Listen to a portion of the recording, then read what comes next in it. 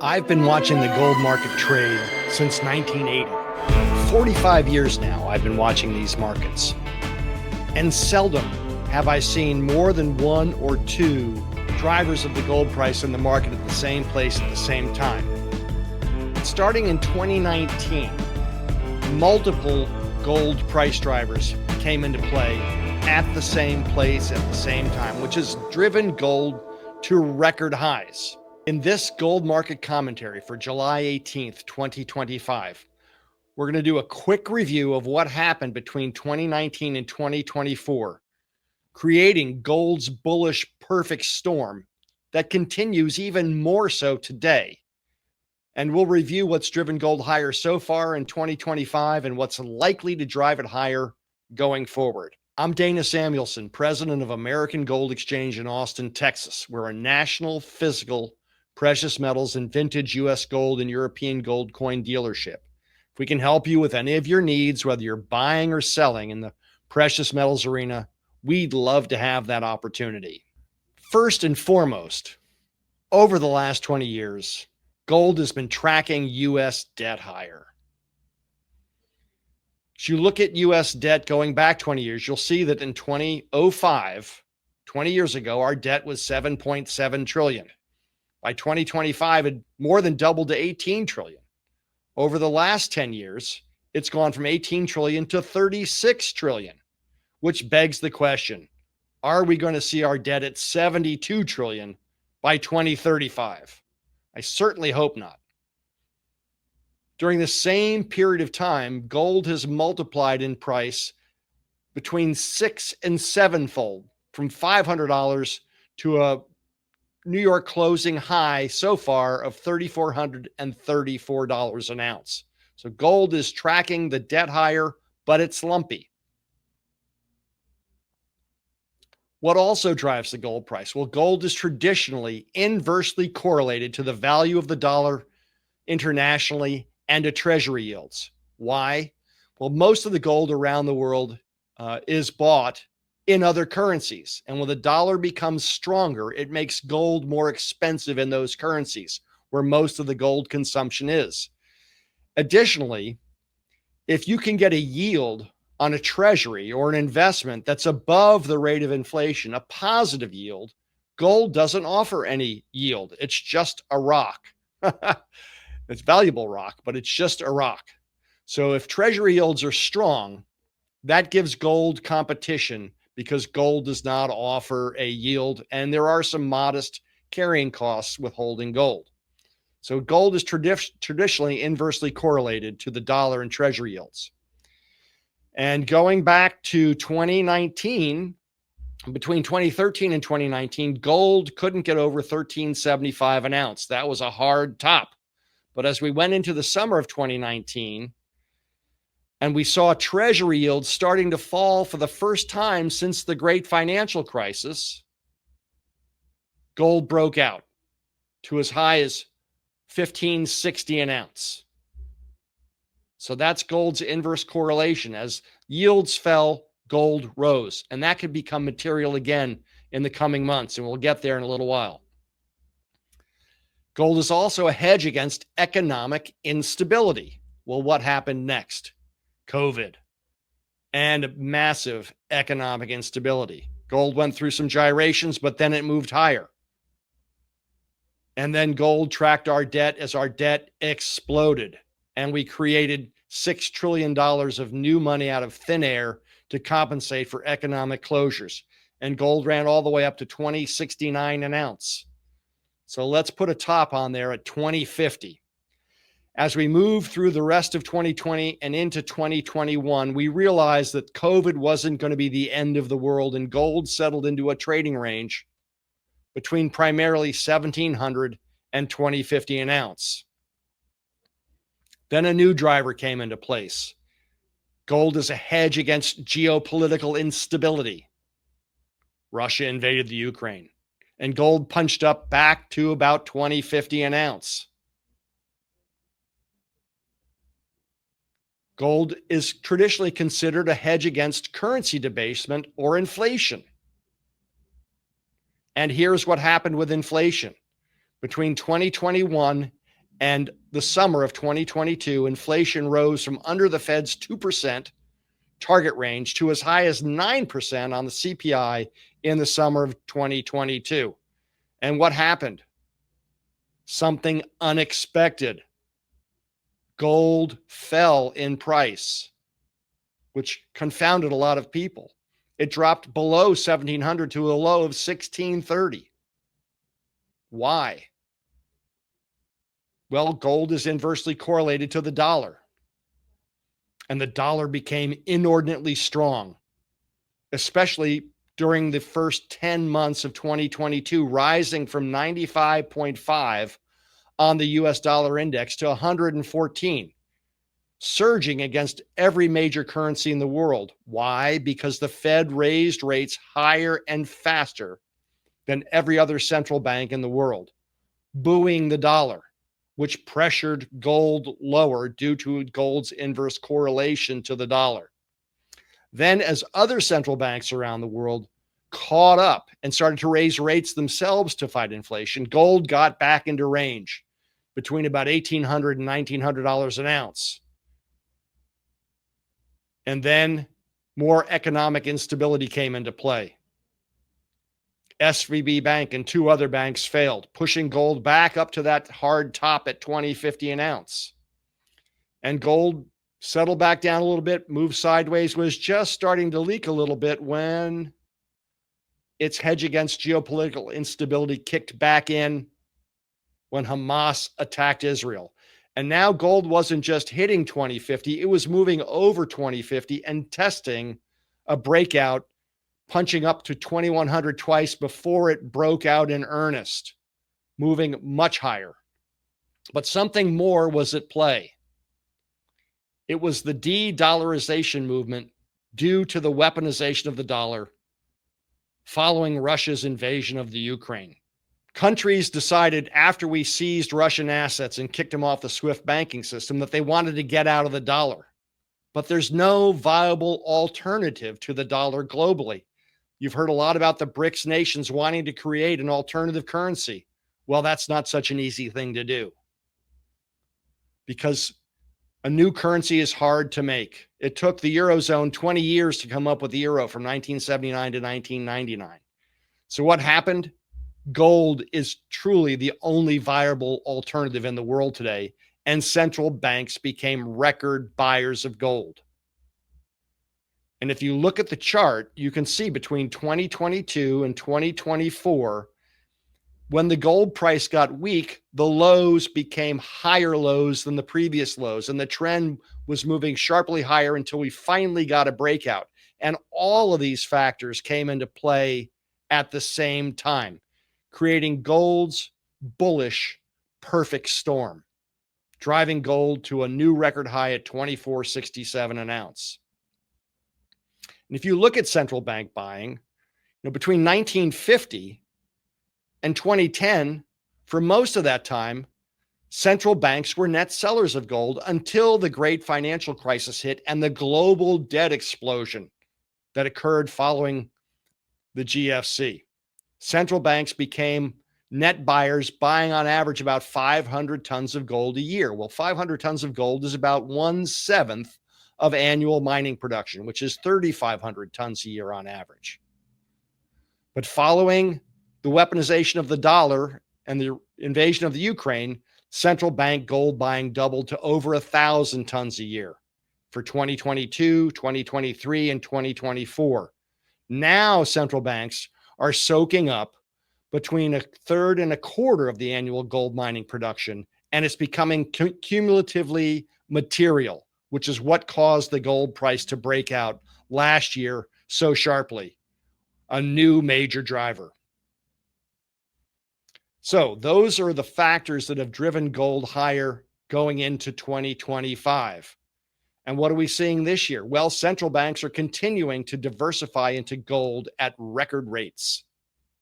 We've got a lot of new tariff turmoil, which has driven economic uncertainty because we don't know what the tariffs are actually going to be. We don't know when they're going to start, and it's affecting a lot of businesses around the world. Well, what is the best investment or best viable alternative to have when there's a lot of uncertainty? Gold. And gold has benefited. And you can see where we were last year at this time. All those cumulative factors have driven gold higher.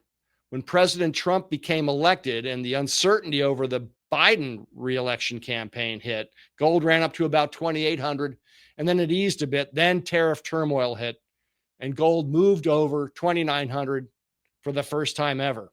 What else happened? Well, something very meaningful happened in April of this year, and gold replaced US Treasuries and the dollar internationally as the first safe haven of choice, helping to drive gold from a little under $3,000 an ounce to a $3,500 intraday high, with a New York closing high of 34.34. Why? Well, because the bond market went into turmoil. Now, yields on the 10-year Treasury from January through into early April were declining. And then the reciprocal tariffs were announced on April 2nd. They were much higher than everyone thought they might be. And they put turmoil both into our stock market and into our bond market. Our bonds were dumped and yields spiked. And the US bond market is the biggest credit market in the world. And instability in the biggest credit market in the world caused Treasury Secretary Scott Bessent to march into the Oval Office on April 9th and tell President Trump, if you don't do something now to fix this turmoil in the bond market, we're going to have much bigger problems on our hands. And that's why President Trump paused on the reciprocal tariffs for 90 days, which is now passed, and we're seeing tariffs announced in earnest. But it's specifically this bond turmoil that drove that pause. And not only that, it caused the Chinese to go into a gold buying frenzy. Why? Because when we were removing tariffs on everyone else, we were ratcheting them up on China from 54% on April 2nd to 145% on April 10th. And the Chinese went into a gold buying frenzy, driving the gold price from $2,950 to $3,434 an ounce. They were the primary driver, but the turmoil in the bond market helped to push that gold price so high. When President Trump finally signaled that we could ease things a bit, gold stopped this massive gain and went into a sideways trading range where we find ourselves today. But there's bigger problems afoot now due to all this knee jerking. We've got a weaker dollar. We have a potentially weakening U.S. economy, which could lead to a lower federal funds rate. Lower rates are good for gold. A weaker dollar is good for gold. And here's a U.S. dollar index chart going back 1 year. Shows when President Trump was elected, the dollar as measured against other currencies was 103.25. When he took office, it was almost 110, and gold was 26.75. Then we saw the dollar take a leg down due to the Trump-Zelensky blow-up in the White House on February 28th, and then a second big leg down following Liberation Day, with gold hitting a low then on that leg down at 98.28, and gold moving as high as 34.34. That's when it set the high. So while the dollar fell 12% from January to April, gold gained 28% during the same period of time on dollar weakness and bond turmoil. And here you can see it on the chart. We've got tariff turmoil, gold's first choice safe haven status, and now a weaker dollar coming into play, all helping to enhance gold's bullish perfect storm. And even the New York Times has it. The dollar's off to its worst start since 1973 this year. And if you look at a 25-year US dollar index chart, you can see how strong the dollar was at 121 when we had a balanced budget in 2001. And then it started a slow, steady decline as we went to war in Afghanistan and Iraq, and we started to accumulate debt. Then we had the housing market blow up and the great financial crisis. And gold moved from the top third into the middle third to the lower third, where it went sideways until 2014. We got some economic stability. It came back into the forefront, moving into the middle of the trading range. And then over the last couple of years, when the US economy has been stronger than every other economy in the world, and we had those high interest rates in 2022, the dollar peaked at 114, and it's been in the higher third of the trading range again. But now we're going back into the middle third of the trading range, and ongoing dollar weakness could take us to the lower end of this middle third to 88. And if that happens, that'll help to buoy gold. But there's more under the hood than just that. All this tariff uncertainty is driving off investors and threatening the dollar's reign. This is from Bloomberg. The last time the dollar plunged this much this fast was in 2010. This time, it's several of the key pillars of the Trump agenda that are driving investors away. The across-the-board tariff hikes that shocked allies and upended trade. The push to ram through tax cuts that would add to bloated deficits and debt. Like the big, beautiful bill could add $4 to $5 trillion to our debt. The pressure campaign to get the Fed to slash interest rates. And the bare-knuckled legal tactics employed against those who oppose President Trump's policies. This is a dangerous game. The government's annual financing needs have skyrocketed to over $4 trillion after years of runaway budget deficits. And much of this financing comes from foreign creditors. And the more the dollar sinks, the bigger the losses they suffer when converting their investments back into local currencies. If you're a foreign investor and you invest in a shorter term US Treasury, let's say 2 to 5 years, and you're earning 5%, and by the time you're ready to cash in, the dollar has dropped 10%. Well, now when you convert that money back into your own currency, you're down 5%, which makes it harder to attract foreign money into the US Treasury market to continue to finance our debt. And this is a problem for the US, especially if the dollar continues to weaken. Jeffrey Gundlach is known as the bond king. And he says a reckoning is coming for US debt. America's debt burden and interest expense have become untenable. There's an awareness now that the long-term Treasury bond is not a legitimate flight to quality asset. A reckoning is coming. We have a tremendous paradigm shift where money is not coming into the United States and gold is suddenly the flight to quality asset, he said. But it's not just the bond king. It's Mohammed Al-Arian, the former number 2 at PIMCO, one of the biggest bond firms in the world.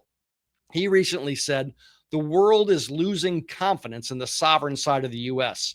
If you are looking for safe haven flows, you won't find them in the US Treasury market. Yet Scott Bessent says he wouldn't boost long-term bond sales at today's rates. Why? He wants those rates to go lower, so our interest expense on our debt is lower. But that creates a conundrum. Why would you want to invest in the full faith and credit of the United States at even lower rates than what we're offering today? In fact, he's berated former Treasury Secretary Janet Yellen for relying more on short-term treasuries over the last 5 years, but he's retained the same strategy. Why? Well, with so much interest rate volatility, we're having a harder time selling our traditional longer-term treasuries, the 10-year, the 20-year, and the 30-year. If you look at the average maturation rate over the last 5 years, 64% of these are in the 2-year and the 5-year treasuries, with only 35% being in the traditional longer-term treasuries. Who usually buys our longer-term treasuries? Foreign governments and pension funds and other people looking for longer-term safe returns. But we're having a harder time selling our longer-term treasuries because of so much interest rate volatility over the last couple of years. So who owns our treasuries today? Well, these are the 11 largest foreign holders of U.S. treasuries. Japan is number 1. China is number 2, but they haven't bought any of our treasuries since 2015, almost 10 years now. Now, they're not dumping, but they're letting what they do own roll off. Who's number 3? United Kingdom. Number 4, Luxembourg. Number 5, the Cayman Islands. Then Canada and Belgium. And Ireland, well, What do some of these entities have in common? United Kingdom, Luxembourg, Belgium, and the Cayman Islands are all hotbeds of hedge fund money. These are traders. They're more attracted to the short-term treasuries to start with, and that's where the majority of our treasury sales have been over the last couple of years. But guess what? If the market goes against them, they'll dump. And that's what they did in April. They dumped because the market went against them and they helped to cause the yields to spike. That means we're going to have a harder time refinancing our debt as time passes due to all this turmoil. And we've got a lot of debt that we need to refinance. We have $18 to $19 trillion worth of debt, about half of our debt that we need to refinance this year and next year. And if we can't attract foreign money to help service our debt, we might have to buy our treasuries like Japan has bought their own treasuries themselves. And that's essentially monetizing our debt, which is just making our debt load go even higher. This is a real problem.